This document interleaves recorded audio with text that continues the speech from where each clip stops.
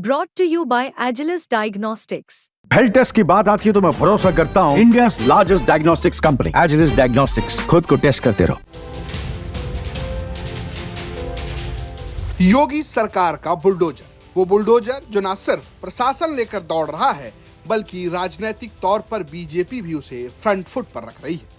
लेकिन एक बार फिर सुप्रीम कोर्ट में बुलडोजर के मामले में सरकार को जमकर लताड़ मिली। महाराजगंज के एक मामले में सुप्रीम कोर्ट की chief justice D Y Chandrachud, justice J B Pardiwala और जस्टिस मनोज मिश्रा की पीठ ने न सिर्फ सरकार और अधिकारियों को लताड़ लगाई बल्कि बुलडोजर पीड़ित मनोज टिब्रेवाल आकाश को 25 लाख रुपए मुआवजा देने का भी आदेश दिया। अब इस मुद्दे पर अखिलेश यादव भी चढ़ गए हैं, वो सीधे सरकार को सुना रहे हैं। अखिलेश यादव ने सोशल मीडिया प्लेटफॉर्म एक्स पर न्यूज साइट लाइव लॉ की एक खबर पोस्ट की जिसमें लिखा गया, आप ऐसे ही रात को जाकर किसी का घर नहीं गिरा सकते हैं। इसके अलावा अखिलेश यादव ने एक और पोस्ट किया जिसमें उन्होंने लिखा, जुर्माना लगाने वाली सरकार पर ही कोर्ट जुर्माना लगा रहा है। भाजपा राज में उप्र में फैली अराजकता का कोई और सबूत चाहिए क्या भाजपा सरकार खुद पर बुलडोजर चलवाएगी? अखिलेश यादव लगातार इस मामले में सरकार को घेर रहे हैं। दरअसल ये मामला उत्तर प्रदेश के महाराजगंज के हाईवे किनारे बने घर का है जिसे बिना किसी प्रक्रिया का पालन किए गए बुलडोजर के जरिए जमींदोज किया गया। साल 2019 में याचिकाकर्ता मनोज टिब्रेवाल आकाश के घर पर स्थानीय प्रशासन ने बुलडोजर चलाया जिसको लेकर उन्होंने सुप्रीम कोर्ट को चिट्ठी लिखी।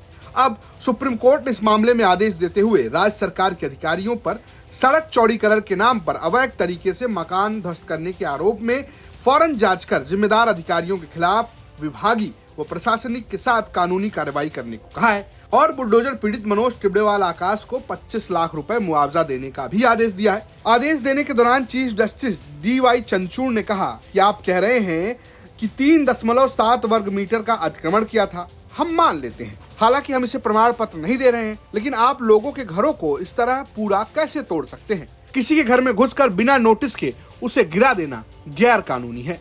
कोई नोटिस नहीं दिया गया और किसी भी प्रक्रिया का पालन नहीं किया गया। यह पूरी तरह मनमानी है। यहाँ प्रक्रिया का पालन कहाँ किया गया? हमारे पास हलफनामा है जो कहता है कि कोई नोटिस जारी नहीं किया गया। आप केवल साइट पर गए और लोगों को लाउड स्पीकर के माध्यम से ध्वस्तीकरण की जानकारी दी। वहीं जस्टिस जेबी पारदीवाला ने भी इस पर टिप्पणी की। उन्होंने कहा कि आप बुलडोजर लेकर आ सकते हैं और रातों रात घर नहीं तोड़ सकते। आप परिवार को खाली करने का समय नहीं देते हैं। घर के सामान का क्या? प्रक्रिया का पालन होना चाहिए।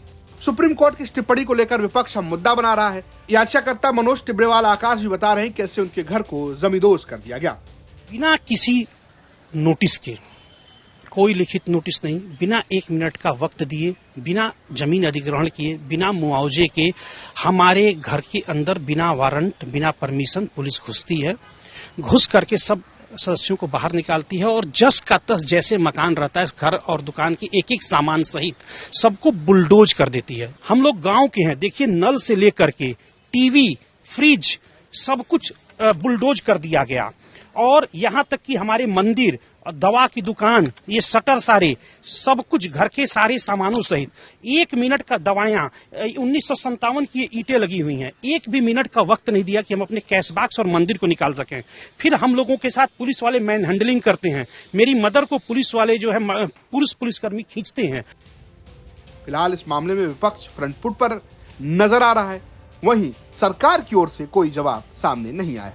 दिल्ली से संजय शर्मा के साथ ब्यूरो रिपोर्ट यूपी तक।